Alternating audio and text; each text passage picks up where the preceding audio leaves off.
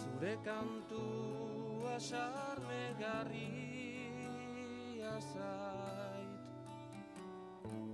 lasai, lasai aragonean,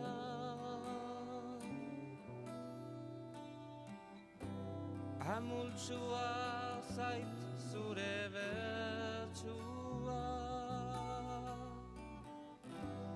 ahapetik datorrenean.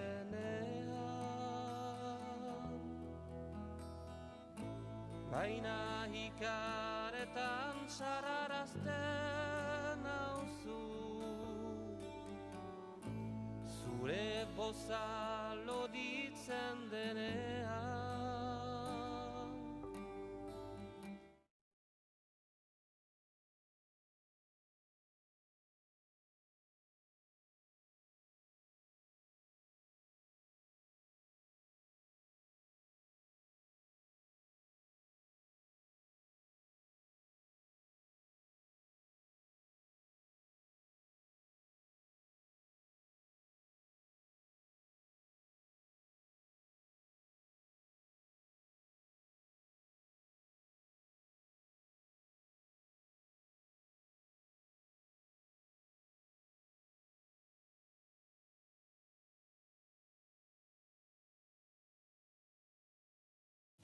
Baranda burunda zuandoaz, zure ura, harri-haro esuntzitu nahi zure bazterrak, baina preso zara preso zure eremuetan, baina preso zara preso zure hogean.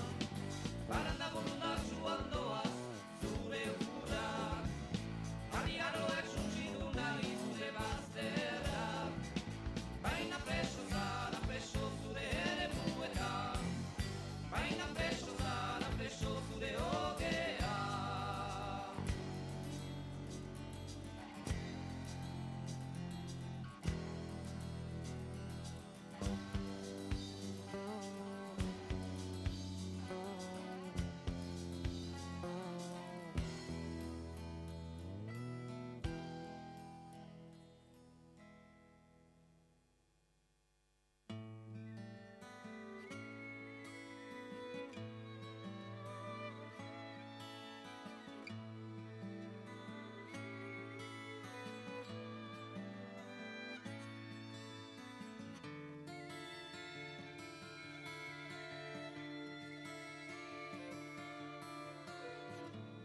Zure urak dira nere mundu, zure kantua ere da lasaitu, zure gana berriz naiz hurbildu, zure bertsuek bainaute deitu. Ator, ator dio urak, uraren kantu sarkorak, ator nitan itotzera nire pena. Ator, ator dio urak, uraren kantu sarkorak, ator nitan itotzera nire pena.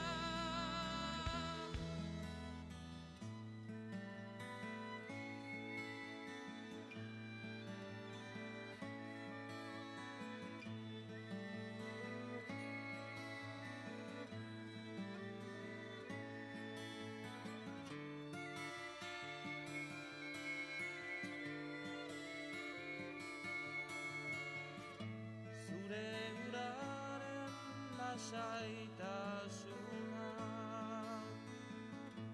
ez ditu hitoko neure grinak. oraindik heldu bazaizkit dena, baina hause dio jartzuna. Ator, ator nere gana, nik ere badi.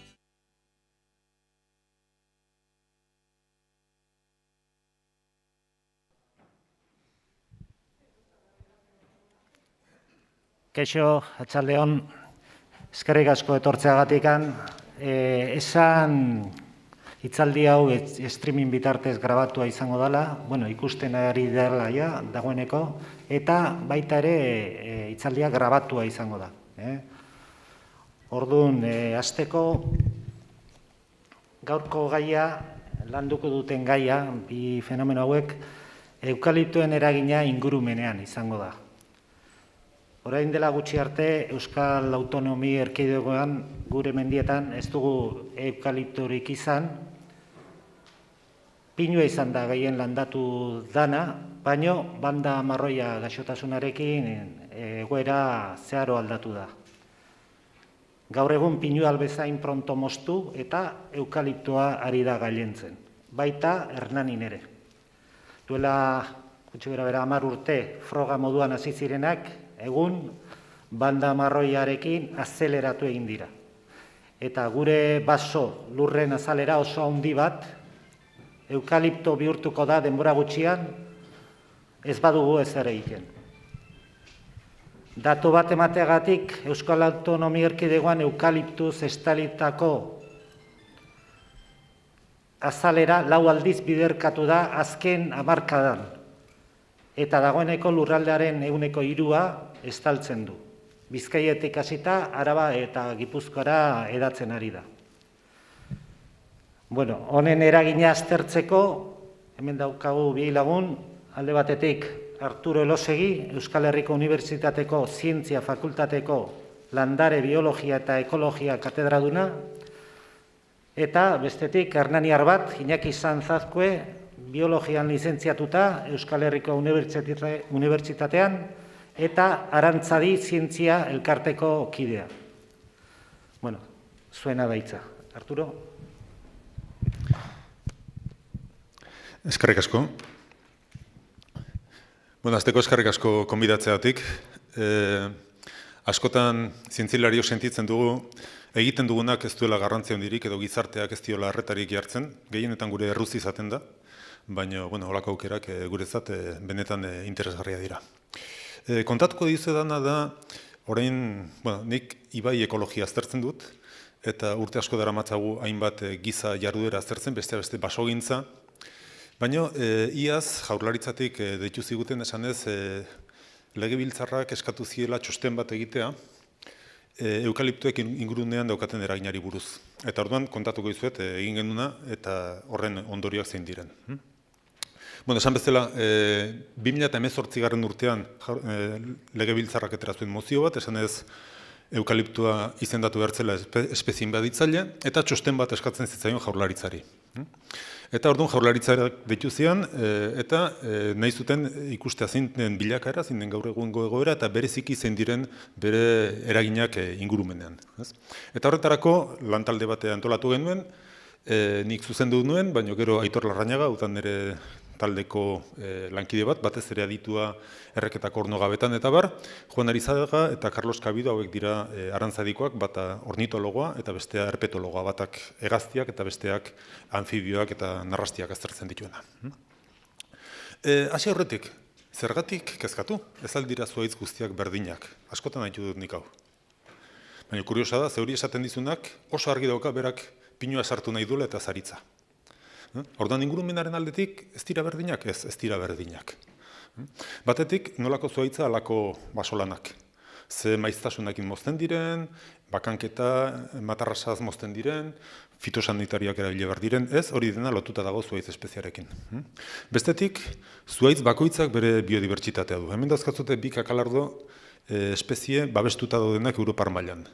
Arkanbelea, hau lotuta dago bereziki aritz eta arteetara, eta hau da Rosalia alpina lotuta dago bereziki pagoetara. Ez dago espezie bakar bat ere Europan, babestuta dagoena eta eukaliptutara lotuta dagoenik. Eta hirugarrenik, Europar mailan badauzkagu habitat batzuk babestuta, eta habitat horiek Natura 2000 sarean sartzen direnak, eta besteak beste dira pagadi azidofilo atlantiarra, altzadi lizardia, artadia, habitat horiek dira baso motak. Eukaliptadia ez dago babestuta, altzadia bai, adibidez. Bueno, zelan egin dugun? Batetik egoera ikusteko begiratu dugu baso inventario zer dioten, Foru Aldundietan ere informazioa eskatu dugu, eta zertxo bait eman digute, baina oso gutxi, kurioso, ze informazioa beraiek daukate.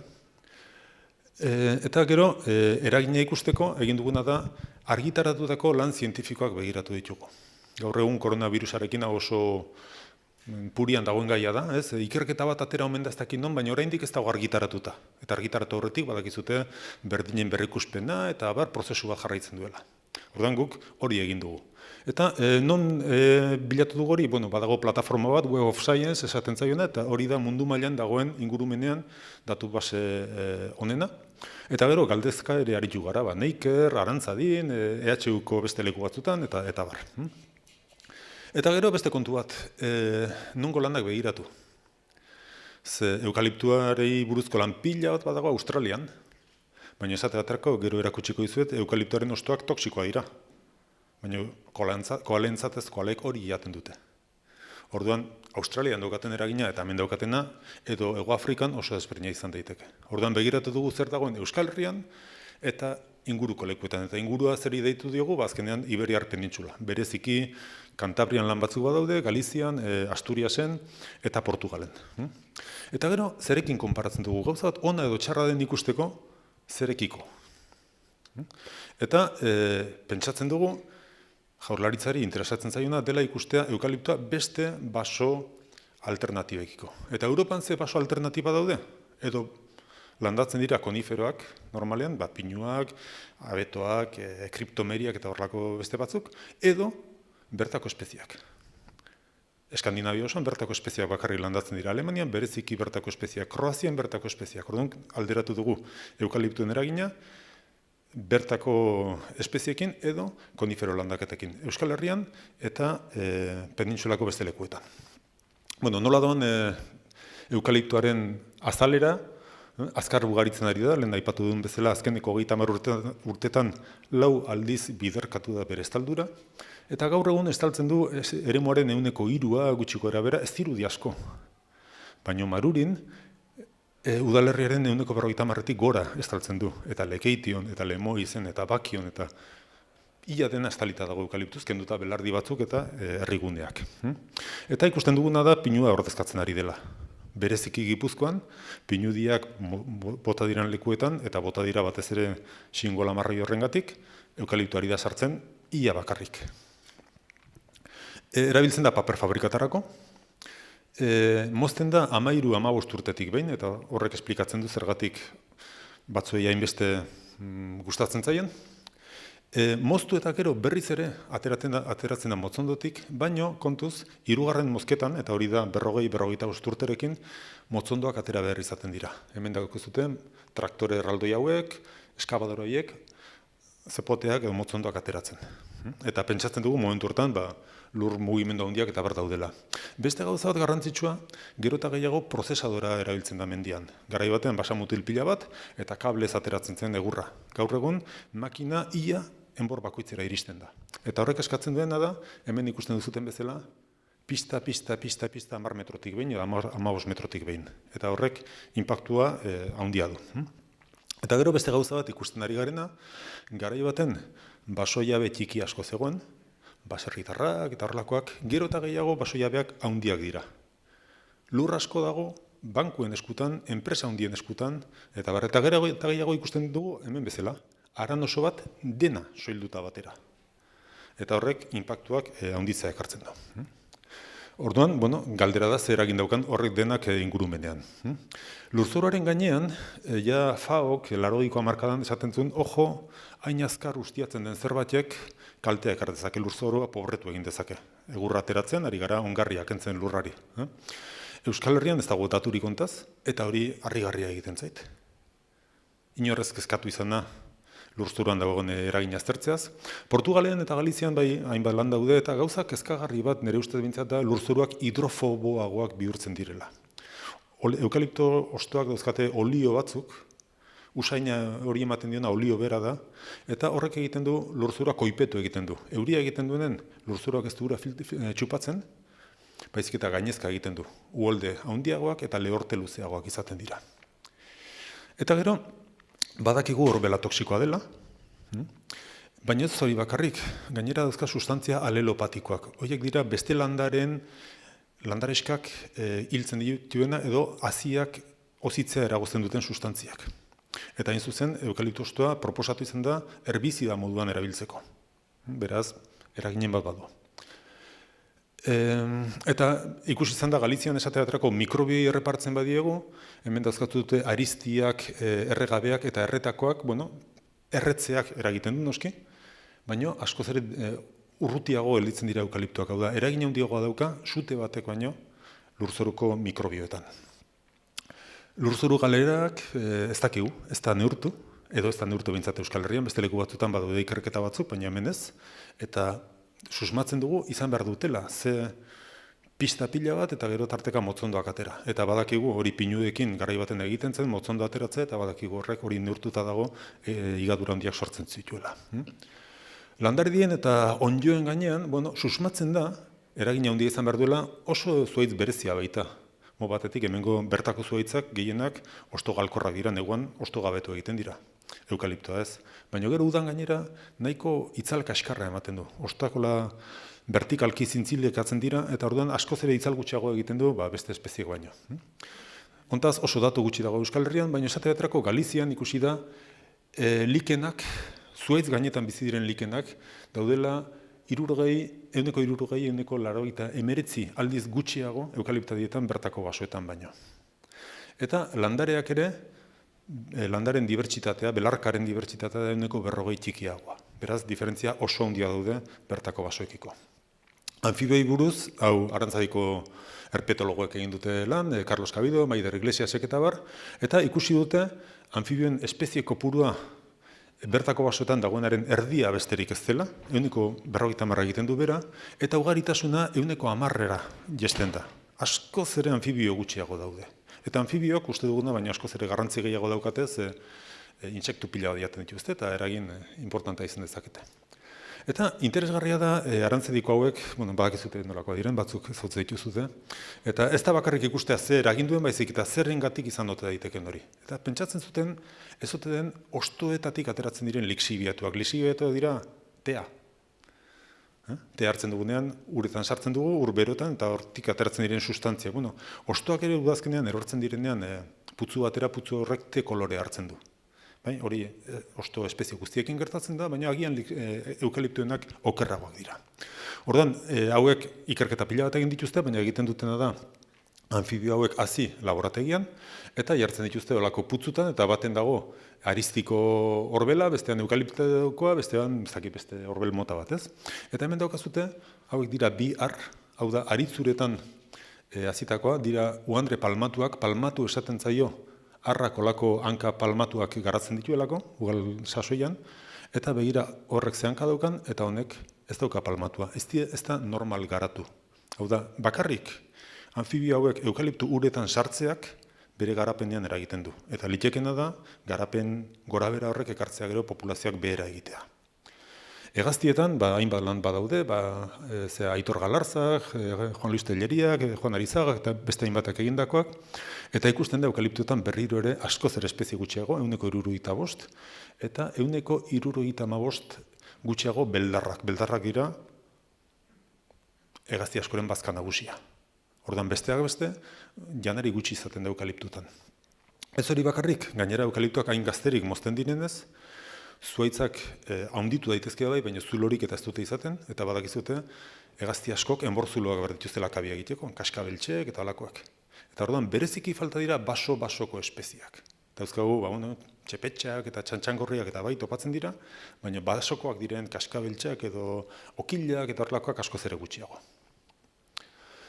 Ibaien gainekoa, hau da gure ikerketa taldean askotan ikertu izan duguna, eta asko ikertu dugu Pentsatzen dugulako honek eragina izan dezakela. Zergatik, bueno, erreka lotuta dagoelako guztiz bere arroarekin. Arroan gertatzen denak azkenean errekan dauka eragina. Gero, errekan arrainak badaude, baina arrainen bazka dira olako beste ornogabe pila bat izaten dira, intsektuak eta krustazioak eta hauetako askok orbela jaten dute. Eta orduan, orbela aldatzen, edo basomota aldatzen, orbela aldatzen da. Eta gero, matarrasak eta egiten direnean, bakizute ze txokolate kolore hartzen duen errekak. Hor bizi diren izakientzat hori oso kaltegarria izaten da. Eta gero, egurrila, hau guk asko aztertu dugun kontua da, egurrila basoan oso importantea da, okilentzat eta errekan ere oso importantea da. Hor, arrainentzat ezkutalekua eta beste hainbat aukera daude. Bueno, eukalipto hostoak hartzen baituzute, ikusiko zute oso gogorra dira, usai berezia daukate. Guk egin duguna da, horiek eman errekako ornogabei, eta konparatu, aritza jaten dutenean, pagoa, altza eta beste hainbat espezie de eukaliptoa. Altza izugarri gustatzen zaie eta altza jenez gizendu egiten dira, aritza zaie asko gustatzen, aritz hostoa ere ez da oso ona, baina bizi dira, eukalipto hostoa jaten dutenen hil egiten dira. Claro, hau laborategia da, ez? Eta orduan ze punturaino hori ematen da errekan bertan, errekako komunitateak aztertzen ditugunean, hemen dauzkatzutena dira 5 erreka pare, 5 oso antzekoak dira, elkarren oso antzekoak, eta hemen beltzez da aristiz inguratutako erreka, txuriz da eukaliptuz inguratutako erreka, kontua da, ornogabeak, xomorroiak 23% gutxiago daude, eta espezie kopurua 11% txikiagoa da. Beraz, hor galtzen ari gara. Eta hori bakarrik, gainera ornogabe horiek daudenak ere dira txikiagoak. Eta zenbat txikiagoak izatek esan nahi du ez direla ongi hazten ez baldin badira ezin dute gero metamorfosia egin eta heldu moduan atera, edo ezin dute ugalarrakasta handirik izan. Beraz, daukaguna da espezie gutxi eta gainera justuan txan dabiltzatenak. Eta honek seguru badaukala eragina arrainetan eta beste hainbat kontutan. Galizian ere antzeko gauzak ikusi izan dituzte, baina lan honek, Adolfo Corderoren lan honek erakusten du ez hori bakarrik, baizik eta zenbat eta eukalipto gehiago izan arroan, berakada handiagoa dela. Hau da, eukalipto gutxi batzuk landatzeagatik ez da asko aldatzen, baina neurri batetik aurrera beradoa oso azkar. Ez hori bakarrik, gero, guk asko aztertu dugun kontua da, errekak nola erabiltzen duen iristen zaion orbela. Hemen dauzkatzutenak dira sarezko poltsa batzuk, guk hor sartzen dugu urbel kantitate ezagun bat, errekan sartu eta ikusten dugu nola desagertzen den. Azkenean ikusten duguna da nola jaten duen errekak iristen zaion janaria. Eta hemen daukazute, eukaliptuak dira hemen grisak, txuriak dira aristiak, 70% beherakada dago, ez eukaliptu hostoaren desagertze prozesu abiaduran, baizik eta altz hostoa sartu, dagoen hostorik onena eta ez dute jaten. Esan nahi du, hor dauden izakiak justuan daudela eta ez direla gai erabiltzeko iristen zaizkien materialak, iristen zaien jana. Eta baita ere, eukalipto peko erreketan oso egur hil gutxi dago, lehen esan dizut oso garrantzitsua dela, hemen dauzkatzute eukaliptadiak eta hemen dauzkatzute aristiak askoz ere egur gehiago daukate. Ez hori bakarrik, lehen esaten dizuen bezala, matarrasak egiten direnean, lokatz asko, hemen daukazute, hau da, Guriezo inguruan hor Kantabria baino Bizkaiko mugan urte askotan aztertu dugun erreka bat, eta errekastoa arro oso hau dena batera moztu zen, erreka egon zen urte betez txokolate kolorearekin, eta hau da beko ibaia handia, aguera, eta hor fijatzen bazarete, ez dakit 15-25 zentimetroko buztina dago. Noski, urte hartan izokina desagertu gintzen, amorraina desagertu zen, urzozoa desagertu zen, dena desagertu zen. Baina hori da matarrasa gertatzen ari den momentuan. Hemen behan daukazute eako erreka, hau Bizkaian dago. Eta hau abuztuan ateratako argazki bada, astebete zeraman euririk egin gabe, eta errekak txokolate kolorea du. Eta eako errekan ez dago ezer, ez dago baserri bat, ez dago auzo bat, ez dago eukaliptoak besterik. Alderatu hau urumearekin, eta ikusiko zute kolorean izugarrizko aldea. Alderatu zer esanik ez artikuzarekin, eta ez dauka zer ikusirik. Ordan horrek seguro arrainentzat habitat eskasa sortzen duela. Ez da ikertu zenbat arrain dagoen hemengo eukaliptupeko erreketan, baino gure susmoa da baietz. Kezka handia genukan suteekin. Eta hontaz ere ez dago daturik Euskal Herrian. Ez dakigu Euskal Herrian eukaliptoak suteetan ez eragin duen. Badakizute eukalipto asko dagoela Galizian, Portugalen, han sute handiak daudela, eta pentsatzen genuen nabarmena izan zela eukaliptoaren eragina suteetan. Eta espezie sukoia da, sututa gero berriz ere ongi hazten dena, hau da, suzalea ere bada, baina ikusi duguna da faktore sozialek eragina handiagoa daukatela. Esate baterako Bizkaiko kostan eta Kantabriako kostan oso antzeko kopurutan daude eukaliptoak.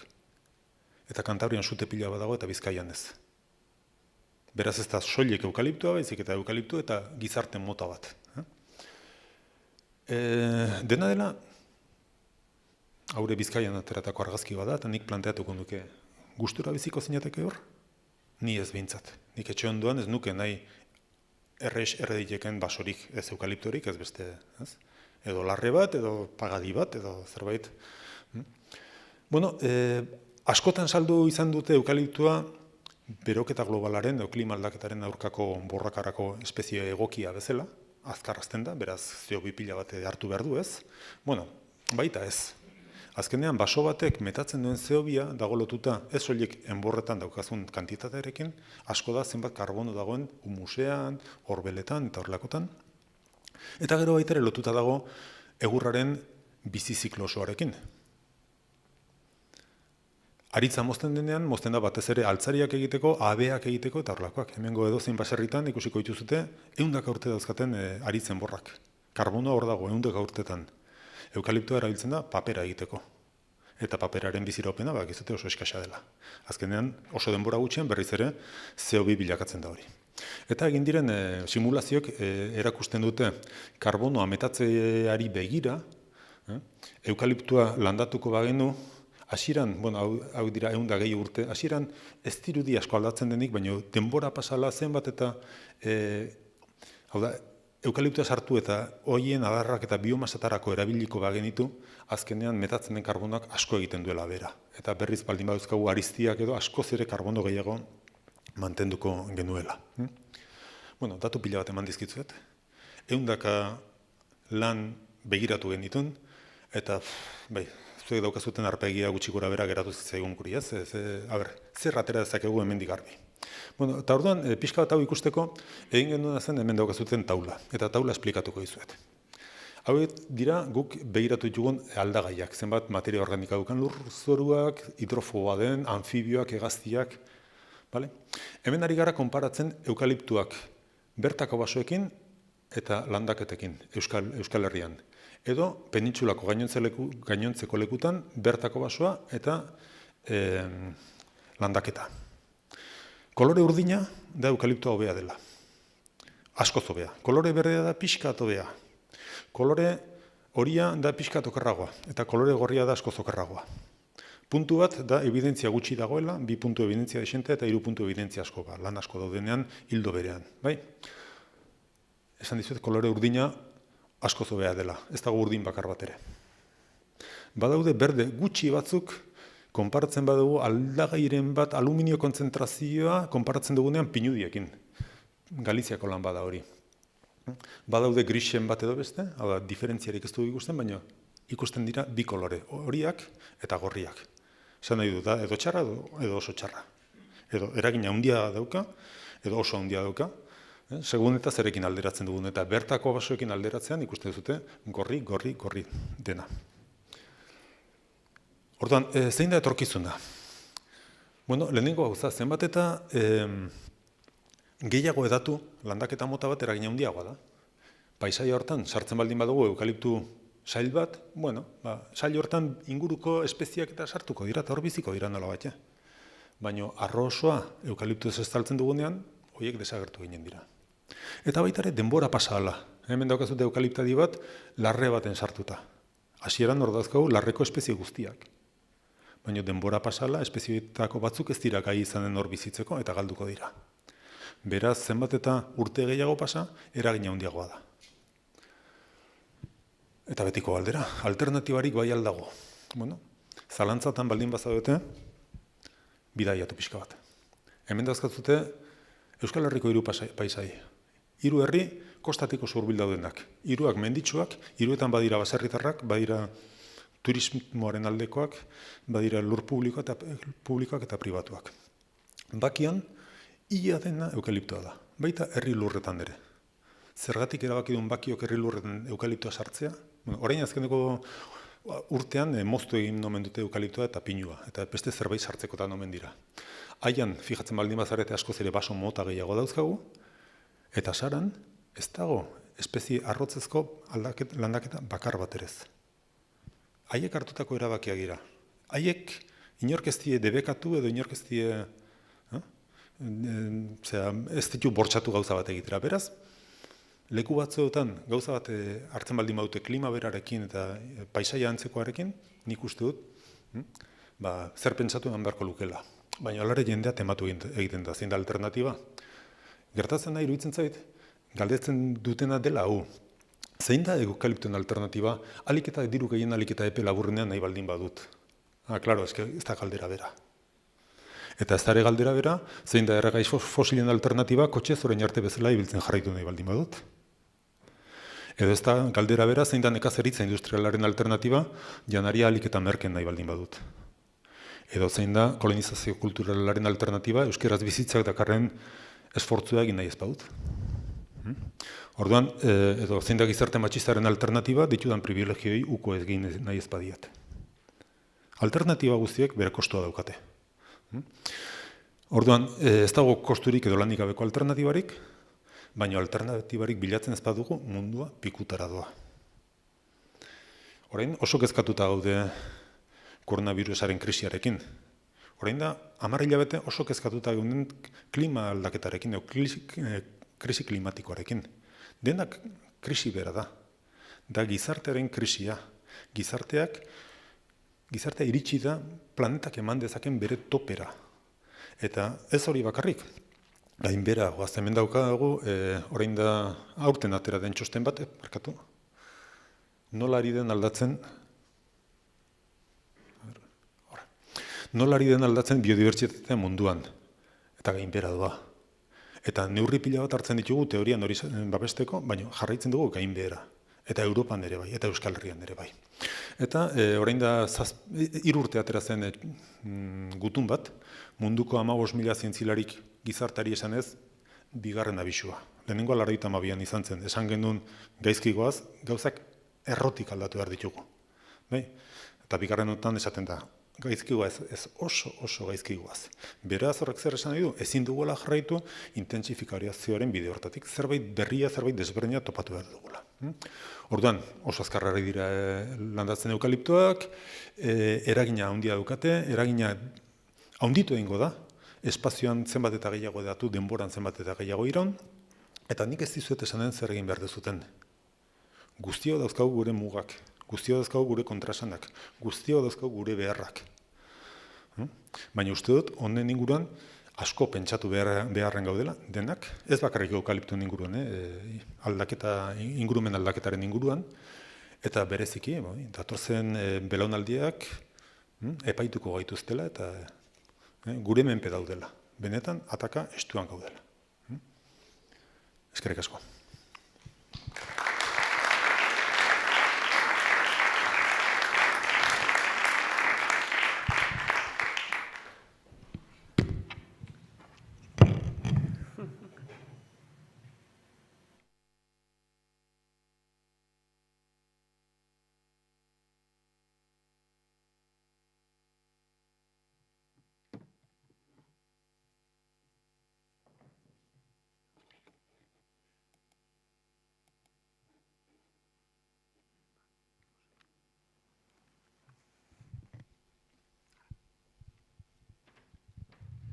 Bueno, arratsalde on denoi.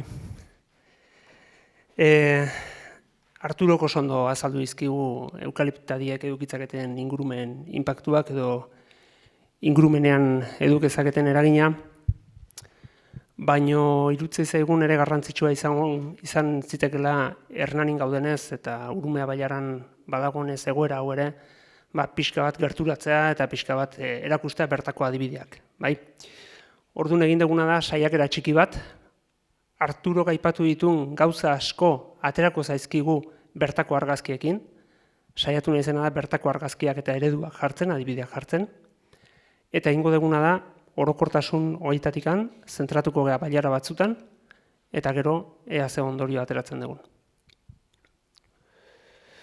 Esan bezala, lehenik eta behin gauza bada, eukaliptadiek ingurumenean ze eragin daukaten, eta beste gauza bada, eukaliptadi horiek nun landatzen diren. Eta landatzen diren leku horren ezaugarriak begiratu ahalko lirateke, bai? Goazen pixka bat kokatzera, batez ere, agian hemen zaudetenok ezagutzen duzue, baina pantailaren beste aldean daudenak, agian ez dute jakingo oso ondo Hernaniko udalerria nun dagon. Ikusten duzue, Hernaniko udalerria, Gipuzkoako ekialdean egongo litzateke, Nafarroarekin muga egiten du, Arano daukagu, Aiako harriaren ertz batek, hego-mendebaldekoak Hernaniko punta bat hartzen du, hegoaldean erreka bat ikusten duzue, Leitzarangoa, eta Urumea ibaiak zeharkatuko luke aldez alde Hernaniko udalerria. Hemen askoz argiago ikusten duzue, aipatu detena, eta fijatzen bazeate, ezkerraldean goikaldean Hernaniko eremu urbanoa edo hirigunea topatuko genuke, eta erdikaldean egongo litzateke Ereñozu. Ereñozutikan Arano Nafarroa jartzen duen eremu horretara, ikusiko nuke dagoela lurzati oso handi bat, Arturok leheno ere aipatu ditu eremu batzuk oso gutxi urbanizatuak eta eraikuntza gutxiki daudenak, hartu gutxi gora bera horren adibide gisa.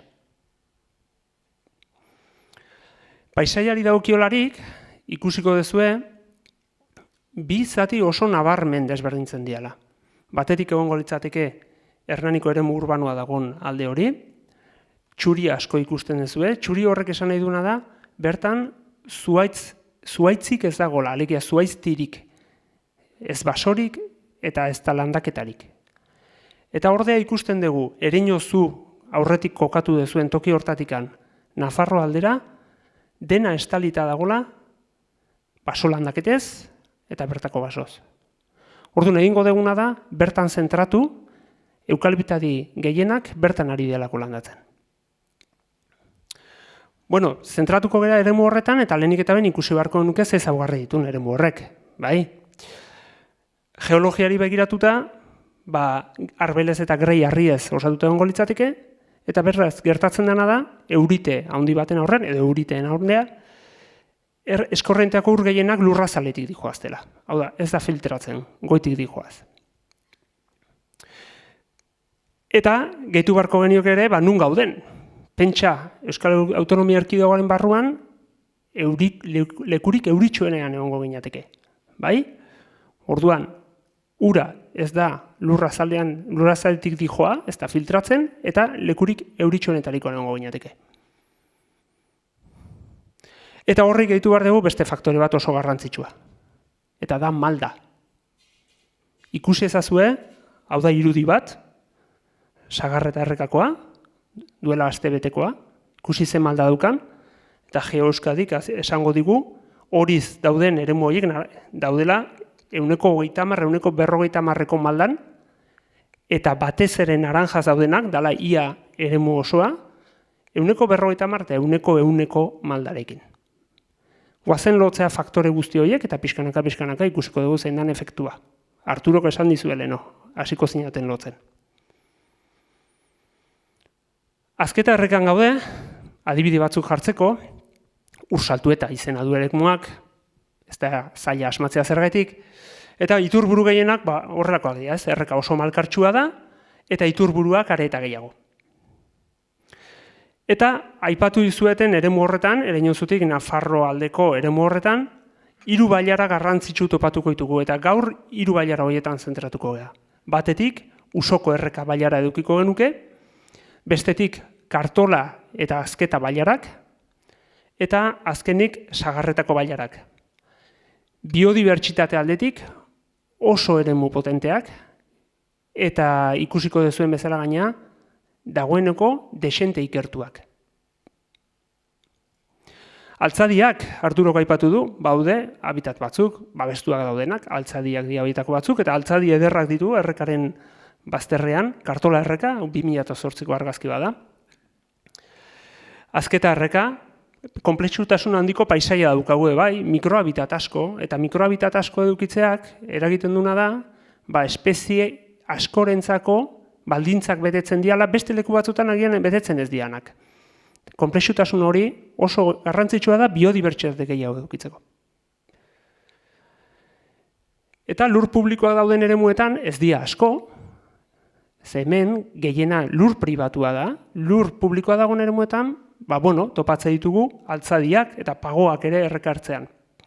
Zergatik, Hernaniko udalaren apostua, 90% gora, lur publikoetan behintzat ez dagolako ia landaketarik. Usoko, Kartola eta Sagarreta aipatu ditugun 3 bailara horiek kultura aldetikan oso bailara garrantzitsuak dira. Bertan aurkitzen ditugu estazio megalitiko oso ezagunak, Igoina Kola da Arramandoegi, bertan ospatzen zidan harrapazka eguna bezalako egunak iratzean mozten zanak, aurkitzen ditugu Minazuloak, aurkitzen ditugu Errotak, Zilegi mendiak, Montes Francos izenekoak zianak, Oskondariari buruz zer esanik ez. Baina gaur, batez ere ingurumenari buruz hitz egitea etorri gara, eta ingurumen aldetik badukate gauza bat oso garrantzitsua dana eta estrategikoki ez soilik Hernanirako, baizik eta inguruko bailaretarako garrantzia handia daukana. Eta da, bete dezaketela lan bat, korridore lana, bailara desberdinen artekoa. Ezkerrean beran ikusten dezuena Usoko erreka da, Usoko erreka egongo litzateke edo Latxe erreka ere, Latxe errekak edo Usoko errekak lotzen ditu Urumeako kontserbazio bereziko eremua, hau da Europa mailatik babestua dauna, Aiako Harriko parke naturalekin eta kontserbazio bereziko eremuarekin. Ordea, Kartola bailara ikusten badugu, Kartola bailarak lotuko lituzke Urumeako kontserbazio bereziko eremua eta Leitzaran lotuko lituzke. Eremu hauek eraikuntza oso gutxiko eremuak dira. Biodibertsitatea babesteko beraz leku oso aproposak dira, eta gainera, kontserbazio bereziko hau da, babestuak dauden eremu horietan lotura bat sortzen dute, lotura natural bat. Ordea, Euskal Autonomia Erkidegoko korridore ekologikoen sarea ikusten badugu, 2005koa, gertatzen da gauza kurioso bat, eta da, morez daukazue lotura korridorea dana. Lotura korridorea, hau da, Leitzaran eta Aiako Harriak lotzeko lotura korridorea ez da pasatzen bailara horietatik. Amortiguazio eremua jarri dute. Eta niri, bitxia irutzen zait ez pasatzea, izan ere, aurretik aipatu ditu den bailara horiek, babestuta daude, desagertzeko dauden bi espezientzako. Hor daukazue, bisoi europarra, eskuinaldean, eta ursatorra, eta, bai kontserbazio planen arabera, eta bai ikerketen arabera, bi eremu horiek garrantzitsuak dira bi espezie babesteko. Korridorea ordea ez da pasatzen hortik, ez dago edifizio askorik, baina ez da pasatzen hortik. Baina kudeaketa planez bain, badaude fauna aldetik, eta dagoeneko ikertu dianak, eta ikusiko dituzue askotan saiatu naizela ere jartzen, ze ikerketa egin dian bertan, fauna mehatxatu desente dago, jarri dizkizuetenak dia batez ere mehatxatua daudenak, baina inventario asko eginak daude dagoeneko. Izokin atlantiarra daukagu, erruteak daude, oantxe bertan, erruten egongo dira, Kartola erreka inguruan, edo erruteko, igotzeko, bai? Izokin atlantiarrarentzako dirua inbertitzen da, dirua inbertitzen da, eta baude atzetikan lanketak, ikerketak daude, eta urtero kudeaketa bat dago. Anfibiotan arrastea aldetikan, izango da, seguruna Euskal Herrian aipu gehien ditun herria. 1000 bat lagin, aipu barkatu, aterazian Hernanitik, eta, badituzue, txantxiko arrunta, basoi gelgorria, musker berdea, ormasu bandila, eta beste eskulapiren sugea, eta hainbat, espezie Europa mailan babestuak daudenak. Natura 2000 sareko habitat artistikoetan, erazkin desberdinetan dauden espezieak dira. Okilbeltza, Zingiraontza, Martin Arrantzalea, eta urzozoaren populazio eder bat. ikerketa jarrai bat egiten ari dena, bertan dituzu ezitak. Hoi bakarrik ez, azken urteetan ere, India hainbat kudeaketa, eta adibidez, Arantzadi Zientzia Elkartetik, egin duguna da, mikroezegunen sare bat osatu. Mikroezegune sare horrek zer egiten zuen? Bueno, pistak eta hainbat pista irikita daude, baina pista horietako putzuzuloak edo putzuak askotan trampa txikiak izan daitezkan fioentzat, orduan osatu zena da mikroezegunen sare bat lotuko zuna Urumeako kontserbazio eremua eta Aiako Harrikoa.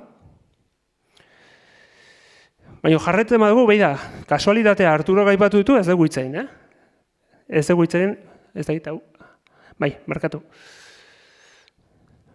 Arturo hitzein eta hemen azaldu dira, hauek Kartola erreka inguruan atetako argazkiak dira, hor daukazue beran Ceramik Zerdo, bai, Akerra mendia, deitzen diote Hernanin, Elona Kinperiana, Barraskiloa, babestua daguna ere, eta Rosalia Alpina, bai. Ugaztun aldetik ere, Katajineta, Lepazuria, eta oraindela gutxiko peaketa basakatua ere topatu da Kartola erreka inguruan.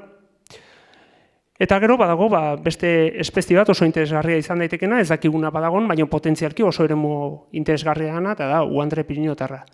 Uandre Piriniotarra mundu osoan, soilik Piriniotan dagoen espezie bada, bere banaketa gutxi gora bera Nafarroa iparraldean bukatzen da, eta bailara hauek oso interesgarriak dira berarentzako. Ikusiko dugu gero zer eragin daukan. Baina zerbaitetan nabarmentzen bada, edo nabarmentzen badia bailara hauek bertako flora handia. Flora aldetik bailara oso interesgarriak dira, landare mehatxatu desente aurkitu dira, eta hor nabarmentzen dizkizuet batzuk. Hernaniko landare mehatxatuen mikroreserba sarea izeneko ikerketa egin genuen 2010an, Ibai Olariaga, Jose Radioz eta Irurok, eta bertan agertu zian iratze paleotropikal batzuk, Hymenophyllum tumbrigense eta Vandenboschia espeziosa, populazio oso ederrekin, Prunus lusitanica, desagertzeko zorian dagoen arbola bat. Eta agertu zian ere, Beratron album, estenograma pozoi eta Diopterisa emula bezalako espeziak. Ikusten badezue, ez da kasualitatea, Hernaniko udalerriko mapak dituzue, nun agertzen dira puntu guztiak, espezie mehatxatuenak, Ereñozutik Nafarro aldera. Leno aipatu dugun eremu horretan. Kasualitatea da? Ez. Bailara malkarrak, itzaltxuak, ezeak, baso azpian, hor dituzte behar dituzten baldintzak. Paisaia konplexutasun maila handikoa, mikrohabitat txiki desente, eta hor kokatze ditugu espezie hauek. Hori dena ere, begiratzea daukazue, dagoeneko publikatua dagoen artikulu batean. Karo, askotan pentsatzen dugu zertarako sustatu ikerketak. Zertarako sustatu? Begira ze pasazan, publikatu bezain laster, Granadako Unibertsitatik deitu ziguten, esanez, interesatzen zaiela Kartola erreka inguruko bailara bisitatzea, eta usoroko erreka, ze iratze paleotropikal horietako baten, Vandenboschia espeziosaren ikerketa genetikoa ari zean egiten Europa mailan.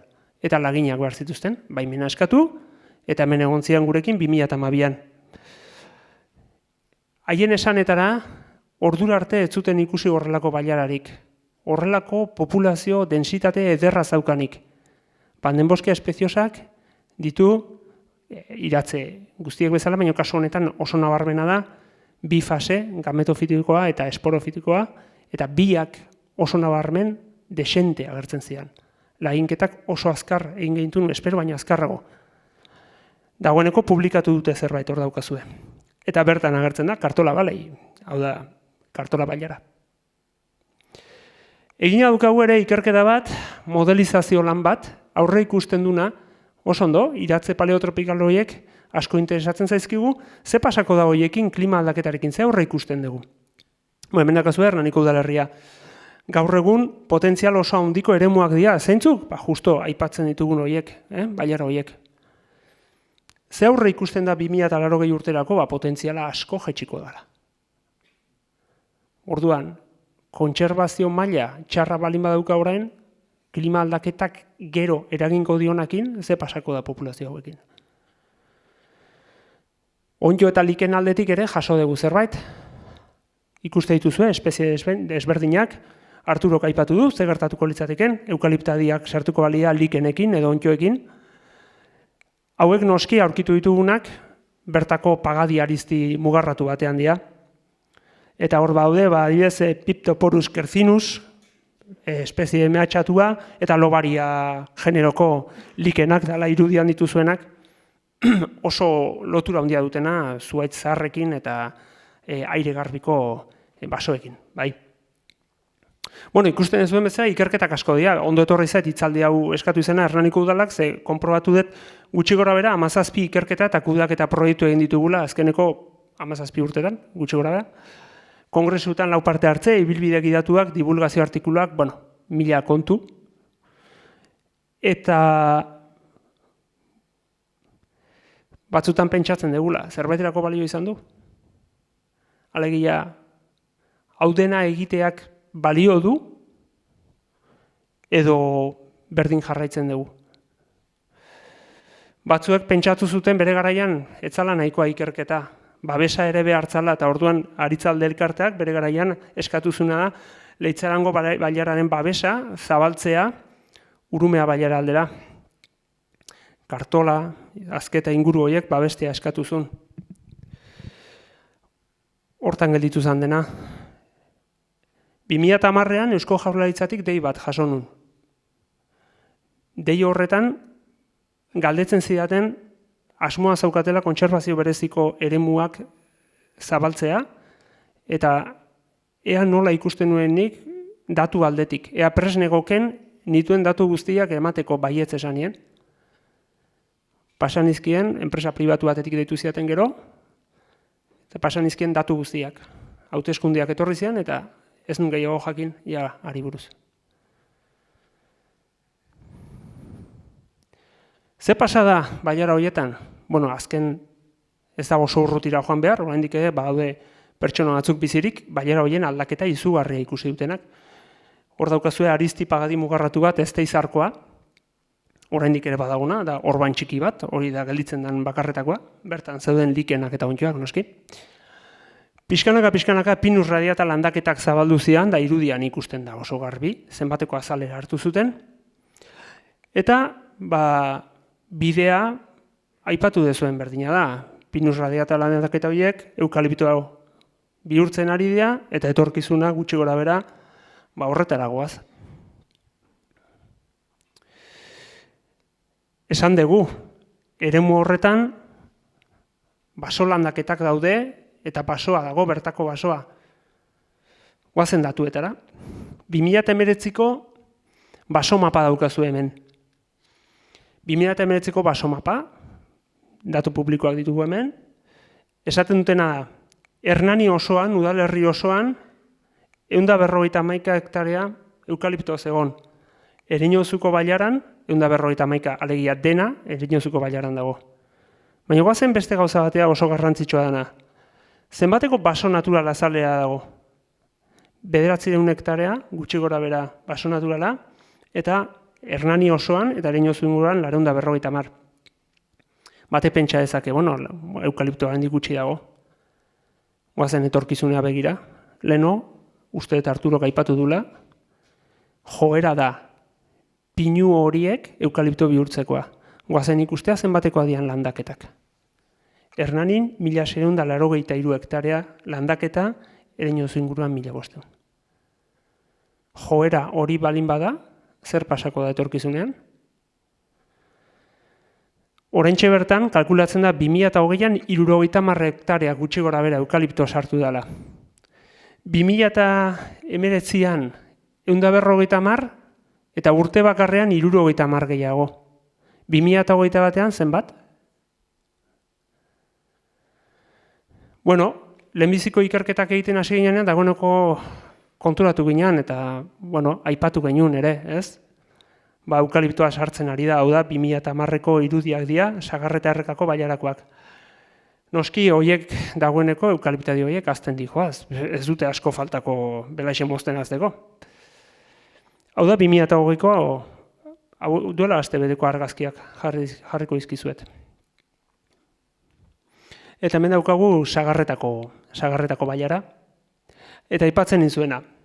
151 eukalipto, hektarea eukalipto 2019an, 2020an 220 hektarea eukalipto, zenbat 2021 batean. Bai? Erinotzun landaketen azalera, eren bat baino gutxiagoa bertako basoa da, bertako basoa askoz gutxiago dago. Irudi hauek oraingoak dira. Ikusi maldak, ikusi pistak. Leno Arturok esplikatu bizu dena, ez dizuet esplikatu beharrik ze pasatzen den hor. Norbaitek esan dezake, Iñaki ari da esaten hori dena eukaliptoa izango alitz bezala. Ez, zati bat ez eukaliptoa izango agian, baino asko bai. Ikusi, ze azalerak dauden eukaliptoarenak. Oraingo argazkiak dira, azarokoak. Ikusi zen malda eta zenbat pista. Beste irudi bat, kartolakoa. 150 eta 100 arteko malkarretan. Eta hemen, beste irudi bat, duela astebetekoa edo bi astekoa. Eukalipto txikiak landatuak, pistak ondo irikiak, zen makinaria pisutxoa sartu behar da, eta makinaria pisutxoa sartzeko pista handiak iriki behar dira. Eta pista handiak irikitze ditugunean, da makinaria pisutxoa sartu,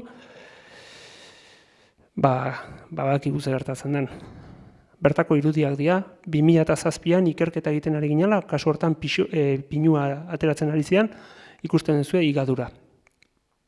Batzuetan barruraino, usoko errekan. Urtea zehaztea ezin izan dute. Eta ez dugu urrutia jo behar. Hemen ezkerretan daukazuena, oraingo argazki bat da. Oantxe bertan, hori da daukagun irudia kartola inguruan. Karo, ze pasatzen da, pistak irikitzen baitugu eta igadura baldin badago, gertatzen da 2007an ikusi genuna. Arbolak beraino eta erreka antzeko bat sedimentu guztiarekin. Sedimentuak daukagunean badakigu ze pasatzen den.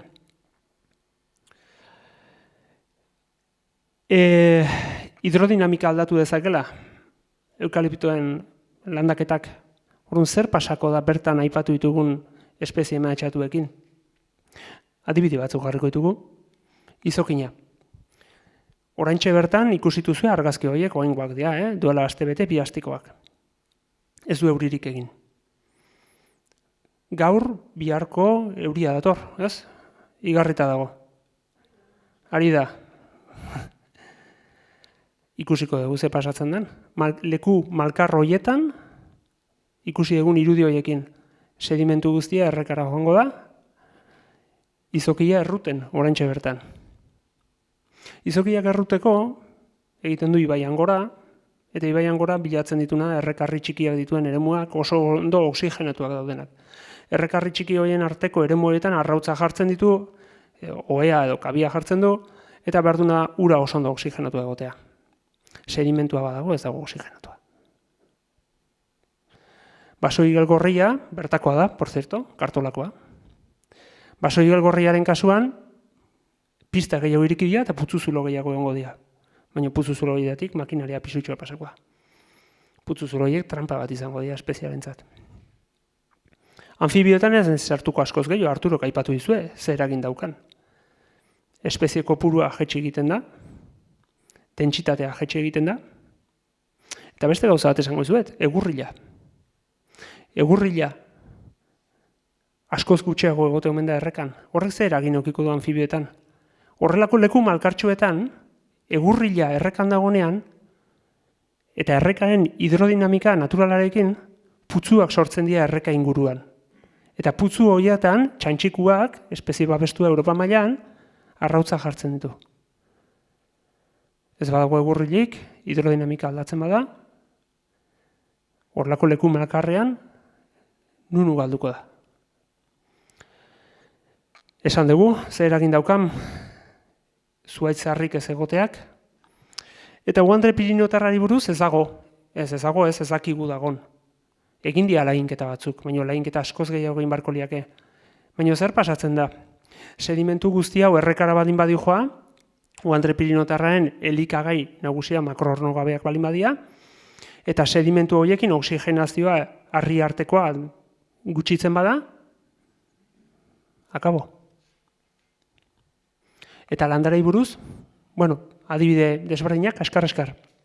Denboskia espeziosa ez da nabaritzen oso ondo, hor populazioa dago, eta hori da mozketa baten azpikaldea.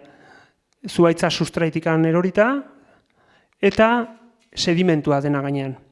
Karo, azpikaldean azketa 2009 jartzen duen argazki horretan ere ikusiko duzue, batzutan mozketak errekaraino bertaraino dijoaz. Hori gertatzen badaia, arazoa komplikatu egiten da. Izan ere, iratze paleotropikal horietako asko oso sensibleak dira izotzarekiko. Hau da, egun oso hotz batean, populazio horietako bat erre egin daiteke. Baldin eta ez balin badauka, altzak ematen dion babes hori. Ze pasatzen da Prunus lusitanikarekin? Esan dugu, desagertzeko zorian dagoen espezia. Bueno, adibide txiki bat jarriko dizuet, bere garaian ibili ginean bilatzen, aurkitu gehintun ale batzuk, baina Hernaniko baserritar batek aipatu zigun berak ezagutzen zula, naiz eta erramuan antza izan, ez zala erramua, baina ezagutzen zula. Eta bazekila Kartzola bailaran, bazegola horrelako beste ale bat, ezagutzen zula berak. Ze pasa zan? Kartzola bailaran, beak ezagutzen zuen eremu horretan pinua zegoen ja. Ez egon basorik. Ez dakigu egon gautezan, ez? Eta likenei buruz, esanik ez. Soldanera bilosa, adibide kurioso bat, bere garaian Arturo hori esan nion. Norbait pentsa dezake, ze eragin edukizake. Eukalipto landaketek edo egurrilak edo ze eragin edukizake. Soldanera bilosak bi ugalketa mota ditu, sexuala eta sexuala. Ugalketa asexuala izango litzateke ostoetako bat erori, errekan bera dijoa, eta sustraiak botatzen ditu, gelditzen den tokian, da hortik populazio berri bat sortzen da. Bai? Noiz gelditzen da osto hori? Egurrila daukan tokietan, ikusten dugu ura gelditu egiten dela, eta orduan ostoak hobeto sustraitzen du bertan. Orduan, gero eta egur hil gutxiago, orduan da bera joango da, eta bere habitat hoberenak iturburu inguruetan daude. Ez dakit hone dena konbentzitzen duen. Ez dakit nahikoa da, hainbeste ikerketa egotea, baina hori ezpada nahikoa, dagoeneko digute abisatzen, ez? Biodibertsitatea murrizteak pandemia egoerak ekarri ditzakela. Eta gu, oraintxe bertan, hau da, Hernaniko 2008ko argazki bat, aurreko astekoa, gauzak horrela dira, horrela dago. Hemen ez dago tramparik, ez, hau da irudi bat. Orduan, momentu honetan, hori bada gure helburua, ez goaz oso ondo. Ikerketek nahiko argi hitz egiten dute, Arturok aurkeztu izkigu. Orain, galdera da, eta guk zein bailara mota nahi ditugu. Ikuste duzue, irudi batzu ditugu, guk ze bailara mota ditugu. Hausnarketa horrekin geldituko gara, denbora pixka da pentsatzeko. Eskerrik asko.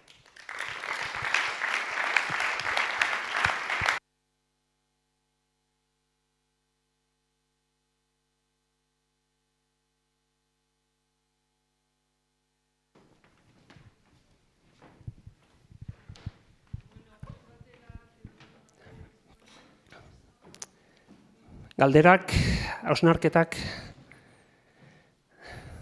aipamena, aipuak, ez dakit, zer gauza.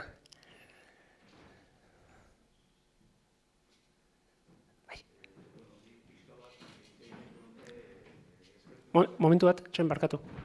Bere estela, pentsatzen dut, streamingakoek ez zaituztela entzungo eta. Bai, atzalde hon. Eskertzekoa dela, zuek egiten ari zaten lana eta ikerketak eta nola argi eta garbi uzten ari zareten bideo honek nora eramango gaituen, ez? Eta eukaliptoaren etorrera honek ez duela ezertan lagunduko, are gehiago okertuko du dena. Eta zerbait egin beharra dagoela, ni pixka bat hitz egiten dut, partaidea naiz, duela gutxi izatu nintzen, Eibarko baso bizietan, jakingo duzue baita ere, Soraluzen ere badagoela beste talde bat ere, baso bizien alde, eta gero Zarautzen ere Arkamurka usteko talde bat ere badagoela, gero nolabaiteko koordinazioa badago Naturkonekin, Lurgaia proiektu fundazioare hor dago, esan nahi dut, herritarrok, adibidez, Soraluzeko eta Eibarkoa, duela gutxi sortutako taldea dira, eta herritarrok uste dut hartu behar dugula pixka bat gure gain aldarrikapena, antolakuntza eta exigitzea erakundei orain arte behar bada leku batzutan gehiago, beste batzutan gutxiago egin dutena eta egin beharko luketena. Ze azken batean natura ez da bakarrik lurjabena edo baserritarrena, baizik eta denona, ez? Denok gustoko dugu mendia, mendi mota bat, imaginatzen dut, eta elkar hartu beharko dugu urratsak ematen ari izateko, baina indarra ere eduki dezakegu. Mila esker. Eskerrik asko.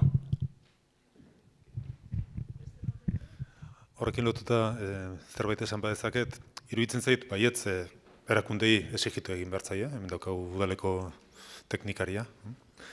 Baina baita ere norberen esku gauza asko egin ditzakegu. Eta Hernani nahiko herri berezia da Euskal Herrian, edo behintzat Euskal Herri Atlantikoan, ze iruditzen zaitela herri bakarra, herri joan, bainatu dena beti. Eta jarraitu dena bainatzen herri joan, Euskal Herriko herrika guztiak zeudenean guztiz kutsatuta eta urumea salbatu egin da. Eta oraindik ere udaro hori biltzen da jende pila bat eta asko estimatzen duten zerbait da. Hori ez dago ermatuta. Hau da, herrioa ura garbi edotea gauza bat da. Oatzea, ibilgua garbi edotea beste gauza bat. Eta erosia handia baldin badaukagu, hori logazti bat bilakatuko da. Orduan, gauza asko daude lotuta, noski. Herrioa erabiltzen duen horrek, hori ez da lur jabea, baina, nik uste dut, gauza asko egin daitezkela, akordio askotara iritsi daitezkela, ekimen posible asko daudela, eta gero, lur jabe guztik ez dakit ez dara ezinbestean behar duten eukaliptu hortatik aterako den dirua. Lehen esan dakoa, kontrasan asko dauzkagu gure gizartean, eta aldaketa gehienek kostu bat badakarte, baina zenbat aldaketa ez ditugu egin. Horrein denak ikusten zatxu zen musikoarekin, hori ere zerbaiten truke izan da, baina zerbait kostatu zaigu guztioi. Bueno, nik ziat galdera lelo bat izango dut galdera, erestek. Horre, irudi hauetan azaldu dien lur askotako jabeek ere zautzen zitu hau. Haiek ere jakingo diau dana, ez? Etzaiek importa, munduan noa dijon etzaia importa inoi. Hau hola baldin bada, etzekiat, arrazoien bat eukiko die beraiek hola sartzeko, edo etzekiat. Jakinda dana ezurratzen nahi gala, zeatik egiten da hori. Bueno, gaurko hitzaldian helburutako bat izan, ze bai Arturok eta biok aipatu dugu lehen, ez? Jakingo dute, ez dakit badakiten. Nik ez dakit benetan Hernanin jendeak badakin bailara horiek nun dauden. Hola esaten dut. Ez dakit benetan badakigun 17 urte ikerketak egin eta gero ze aberastasun daukan eta zer daukagun Hernanin. Eta orduan kosta egitezet pentsatzea agian lurjabe horrek dakinik eta pentsatuko dunik ere zer pasatzen dan. Agian ez dio garrantzirik emango ere, ez? 5 landarengatik. Ez dakit. Baina garbi dagona da, haulako aukerak, hitzaldi hauek, eta Arturokin aipatzen genuen leheno, eta Arturok ere esaten zunez, ez zaizkigu askotan aukerak ematen egindako ikerketak azaltzeko, eta beharrezkoak diala. Modu ikerketak datu gogor, gordinez eman partez, beste modu batea azaltzeko, baina bai erakusteko. Erakusteko eta jendea jakiteko bentsat zer dagon. Orduan, bentsat gustatuko litzateke, ea honen bidez zerbait iristen dan, edo mugitzen dan, bentsat hausnartzeko.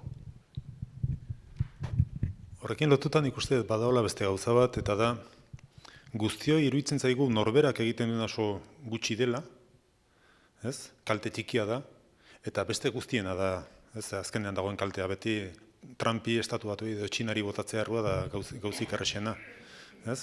Eta nik bazter batera bota dudan zaborra, zakarrontzira bota beharren, ez da alako kaltea, baina denak egiten baldin badugu, hor sortzen da kaltea.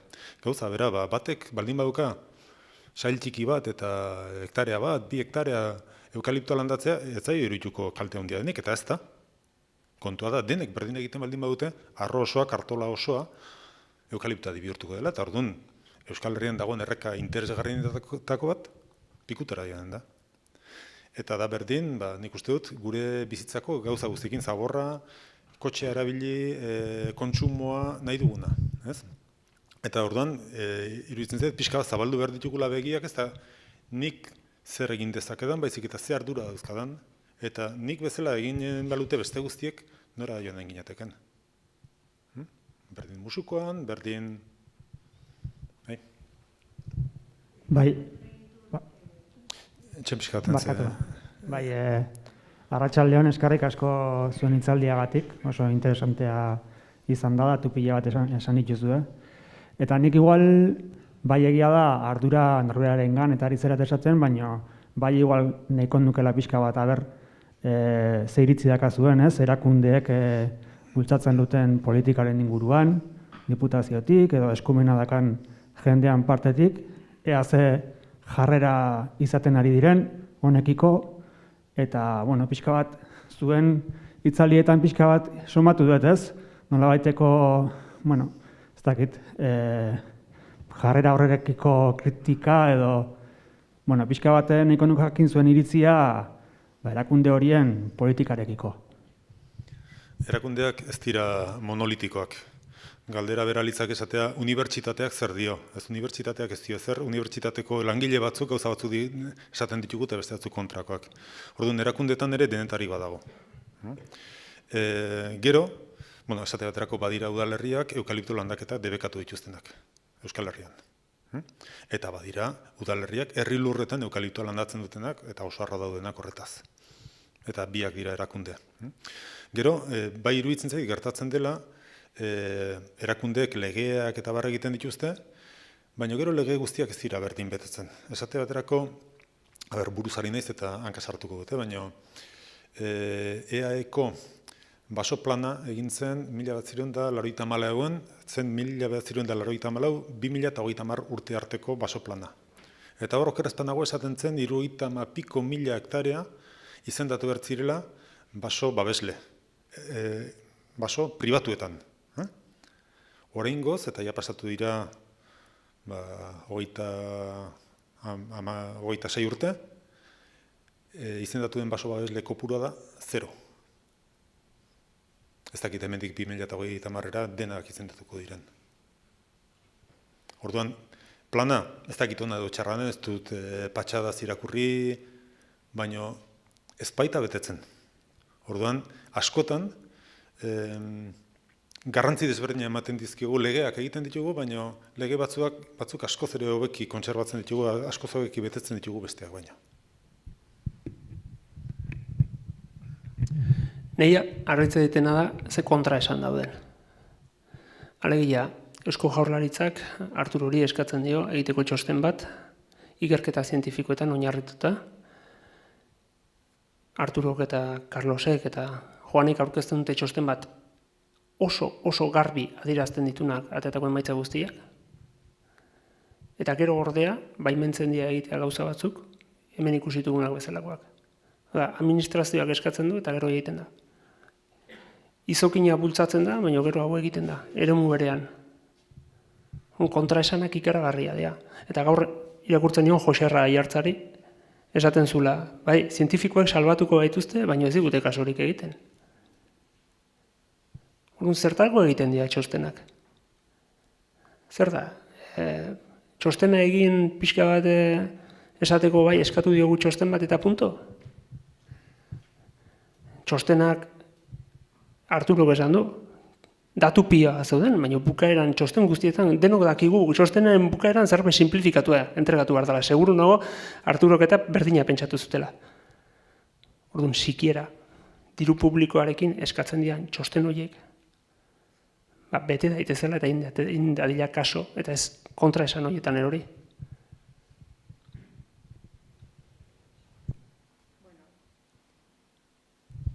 Bueno, nik beste galdera bat nahi nu, baina oain azken esan dezun gai horri buruz, ni politikan pixkat ibilia naiz, ez asko, baina pixkat, eta batek akutsi zean behin, gai bati buruz ez badezu nahi ezer egin, ponentzia bat antolatu behar da. Orduan, Eusko Jaurlaritzak ez zuen agindu hori, baizik legebiltzarrak eta segurazki helburua izan. Gero, eskumenen aldetik, ez dakituzkit oso ondo eskumenak, igual, oholatzen jakingo ditu inorru baino beto, baina udaletxek eskumena dakate debekatzeko, badukate.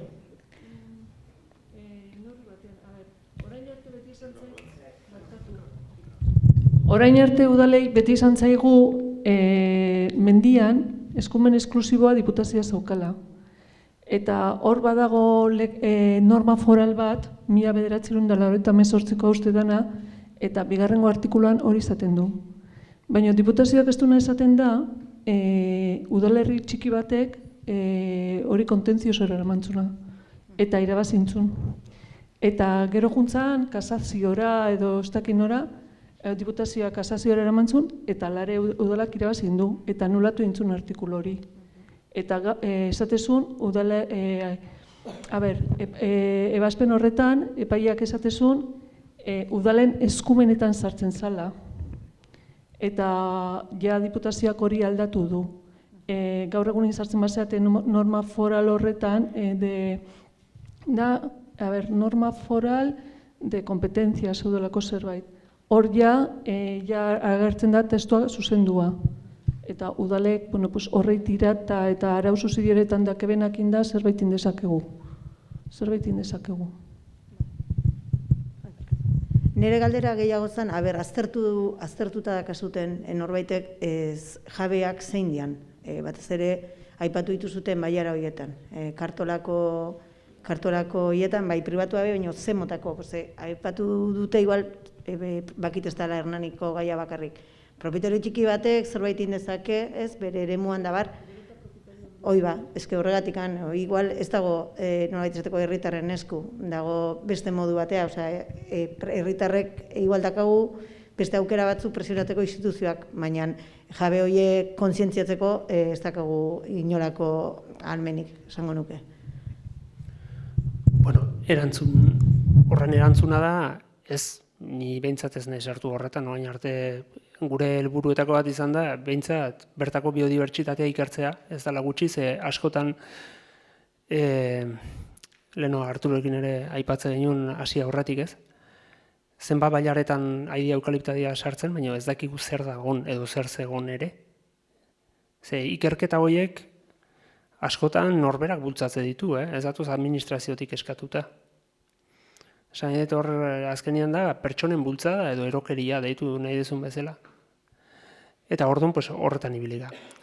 Orain, lanketa bat egin barko litzatekela ze partzela pribatu dauden, zeintzu dauden, pentsa, historikoki hain ez hitz egiten, zilegi mendietan gaude. Zilegi mendiak zilegi mendiak bere garaian, banatu zian okerrez banago, eta nik ere hanka sartuko dut seguruna, 1000 eta piko partzelatan. Zilegi mendi horiek partzela txiki pila bat ez daude osatuta, eta gaur egun eremu batzutan ikusi dan bezala enpresa batzuk erosituzte lursaila handiak. Baina handik lursail txiki pila da, hor dago sekulako puzlea dago. Batetik ez da erresa. Eta bestetik lursail txiki asko daude, orduan, lana handia dago. Nik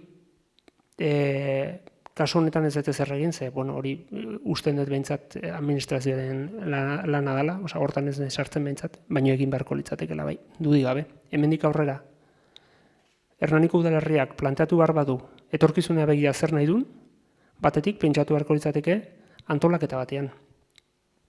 Bere udalerriaren edo Urumea bailararen antolaketa batean, eta horretarako jakin behar da, ze lur mota ditugun, eta nun dauden, eta agian kontuan eduki egindako ikerketak ere lehentasunak emateko, ze denbora ikuste duzu, 70 hektarea urte beten.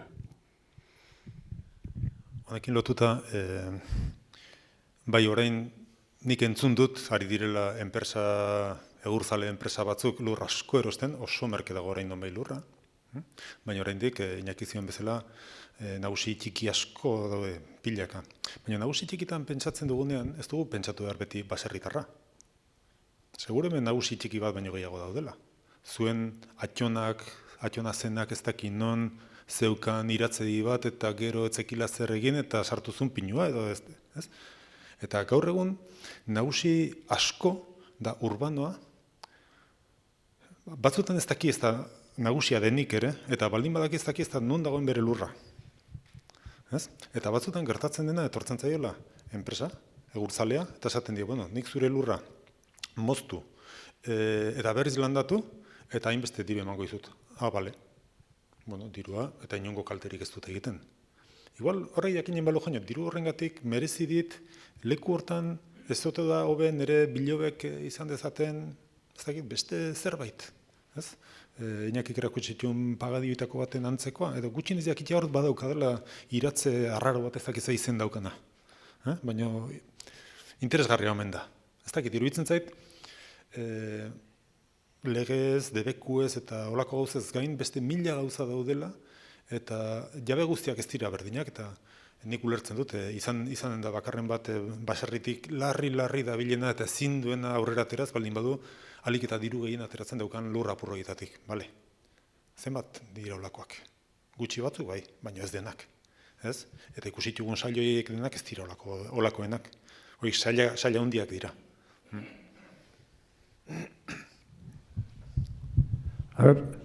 Nik gauza kontraesakor batzuk ikuste ditut, adibidez, irakutsituan ingune horietan, hor zenbait tokitan hemen Añarbe gainean landaketa desenti egin dira, eta alde batetik, nimentza ez da, nire naiz hortara aditua, ez da, gutxi, baina alde batetik eukaliptuak, ez da, nire irakurri duanez, ur asko behar du, arbola bakoitzak, batetik hori. Bestatik esan duzue, eukaliptuen ostoak toxikoa diela. Eta hik esaten behian dakaula, putzu handi bat, nundik eraten deun, jente pilo batek. Justu administrazio horrek zer esan abe, bueno, ez da, pentsatu biharra bentzak luke ez. Horrekin lotuta, gero sei galdera gehiagorekin. Aiako Harriko Parke Naturaleko patronatuan orain da 20 bat urte eztabaidatu zen gaia. Horiek dira, Aiako Harria dira 5 udalerri, Irun, Errenteria, Hernani, Oiartzun eta Donostia. Eta ia dena da herri lurra. Baina parte handi bat ziren pinudiak bereziki, eta diputazioak kudeatzen direlako izendatuta delako onura publikoko mendiak. Eta momentu baten gatazka bat izan zen, olatz gogoratzen da.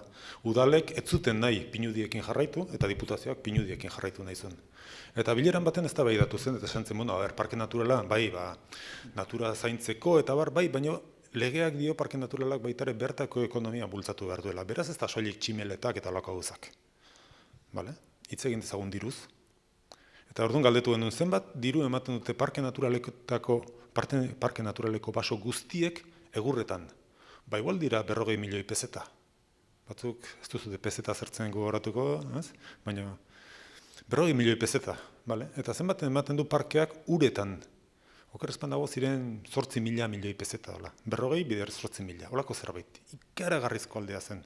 Eta erabaki zen, eta parkean hori da araua, ez dela herri lurretan gehiago, lur publikotan gehiago sartuko kanpoko espezierik.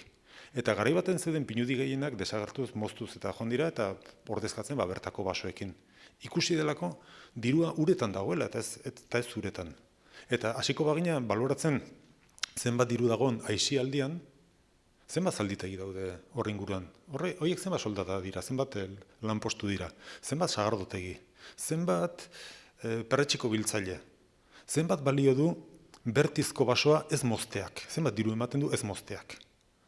Mozteak ematen duena, baina askoz ere diru gehiago. Orduan, ez dut esan nahi, eredu hori leku guztitara eraman behar dinik, ez? Baina, nola aipatu duzun, Añarbe, justu hor, nik uste dut, argi eta garbi ekonomia beste modu baten begiratzen baldin badugu, edo bere osatasunean begiratzen badugu, gizartearentzat, ze gainera, hortatik Añarbetik Gipuzko ardiak edaten du, dudikabe hor ateratzen den egurra da, uskeri bat.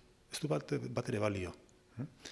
Orain, nik zer dakit, ez dakit kartolatik zenbatek edaten duten, seguro badirela basarri mordoska bat, hor, erreka ingurutatik eta iturritatik eta edaten dutenak, edo izokinak, edo beste gauz asko daude hor. Erabat ados nago. Jo bestalde, bentsa aipatu nahi nuke, administrazioaren esan duzue, eta administrazioa egiten du lege batzuk jarri, Natura 2000, parke naturaletako, geho, kaso putaik ez egiteko. Jarri dute, izendatzea oso erraza da, Gero, legia esaten duena, respetatzia aralar nahi nahi diana, edo mila adibide daude. Nire kasuan, nire naiz urte askuan, betizuetan lanian, desagertu edadin, arraza, eta nire araitan, sufritu dut hori dana, administrazio lan hain dut, eta ikusi eta administrazioan aldetik, ez dela inungo, ez da igogorik, o interesik, diru ematen ez duen ezer, babesteko. Batetik hori. Bestetik nik, hemendik, nik pentsatu dira hona litzatekela, eta uste batzu hasi diela, animatzia udaletxiak, terreno horiek, zenbat jabe txiki, kalien bizidianak asko eta asko ez dakitenak zer dan mendian lan haitia, ez dakitenak zertarako, ez dakitenak nun dauden, etxeko zailak, udaletxia animatu eta bizkana erosten jun. Aurten jaietan, etxafleotan botako dugu horren beste diru, aurten 6.000 euro izango, 6.000, 3.000, o eta 10.000. Baina poliki nire delo, ingo nuke bizkara animatu udaletxia, alduten neurrian, erosten juteko, eta hola, posible izango litzarteko bintzat, herri bakoitzak, bere herritan, behin publiko inezko, behar peruziko du, herri bakoitzen zerrein. Bizka hoxe. Bai, esan nahi nion, ni botoa ematen diotela bortako. Esan nahi, udaletxea junbarko luke pixkanaka erosten, zen lur publikoak Hernanin ez daude asko baina. Makin bakizue gure zinegotzia da, eta berz ezaten digun behar. Bai, asmoa desde luego hori da, eta urtero egiten ditugu erosketak. Hala ere, gure kapazitatea lurrak erosteko nahiko mugatua da, hori ere onartu beharra dago. Oan dela gutxi onginen papelera egurtzale batzukin bere terrenoa saltzeko, eta lur eremu desentekoa zeukaten, eta salgai zeukaten, karo. Baina eskatzen zutena gure kapazitatearekin ez dago, ez gea gai hori ordaintzeko. Aigea, kontatu jartzen gea, saldu nahi dutenen denekin, eta pixkanaka aigea terrenoak berreskuratzen. Ez da nahikoa, noski, bai.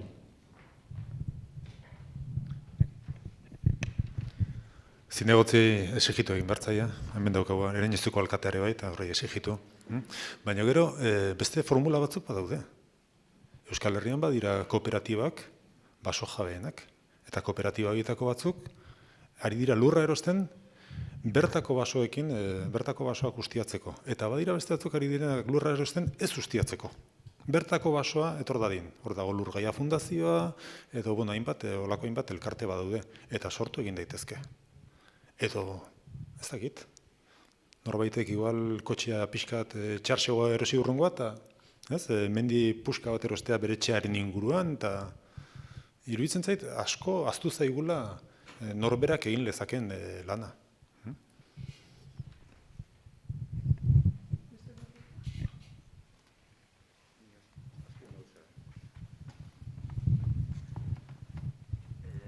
Bai, badago hor ere ez duzu aipatu,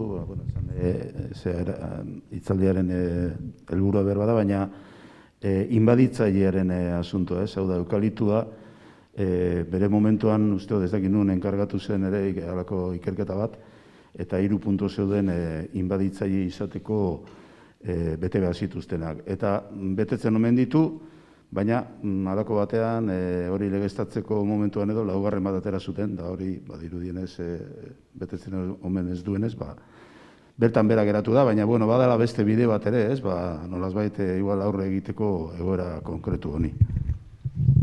Zehazki diozuna legeak dio, inbaditzaile izateko izan behar dula arrotza, izan behar dula berez zabaltzeko aukera dozkana, eta ingurumen kalteak sortu behar dituela, eta 3 betetzen ditu, argi dago. Baina gero atera zuten 4. bat, eta zen ekonomia. Eta orduan kaltea, edo alderantzi onura ekonomikoak ematen baditu, ez da eztabaida zen inbaditzaile izan daiteken edo ez. Baina hor beste kontu bat dago, eta da, espezie bat inbaditzaile da, ez soilik espeziaren arabera, baizik eta gure kudeaketaren arabera, eta zenbat eta zabaldugoa egon, gero eta erresagoa da inbaditzaile. esate baterako kortaderia edo pampa belarra ezagutzen duzute.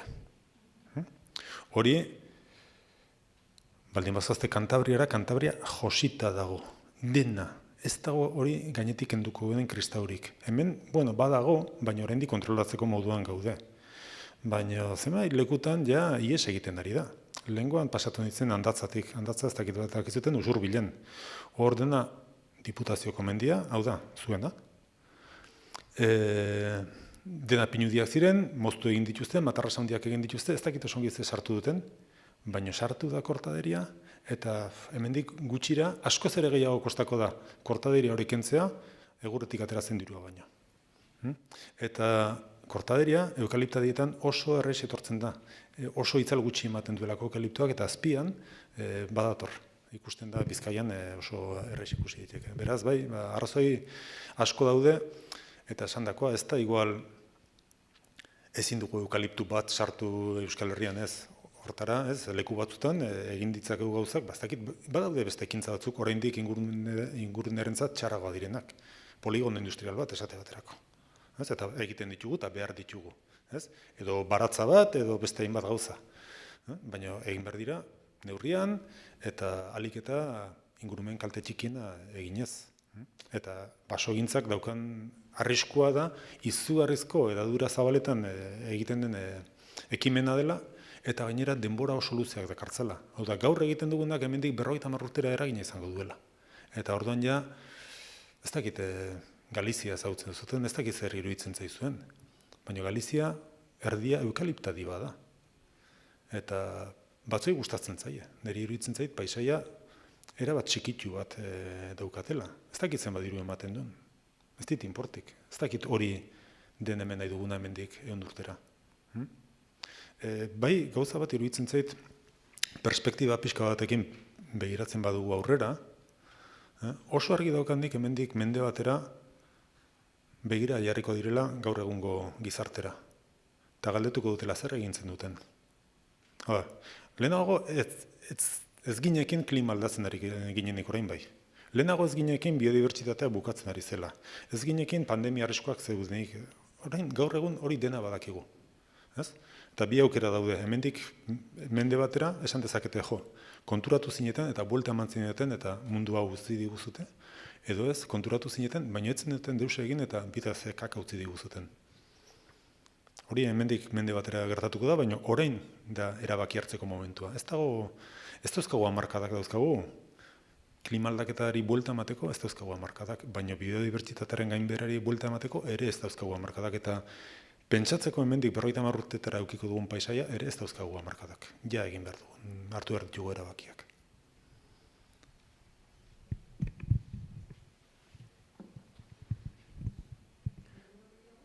Galdera gehiago bukatzeko baten bat, edo bestela bukatu zaten mango dugu. Listoa. Bueno, gure aldetik behintzat eskerrik asko etortzeagatik eta eskerrik asko beste aldian dauden guzti ez dakigu nondik gaituzten ikusten, baina eskerrik asko. Udalaren aldetik ere eskerrik asko guztioi eta hurrengo arte.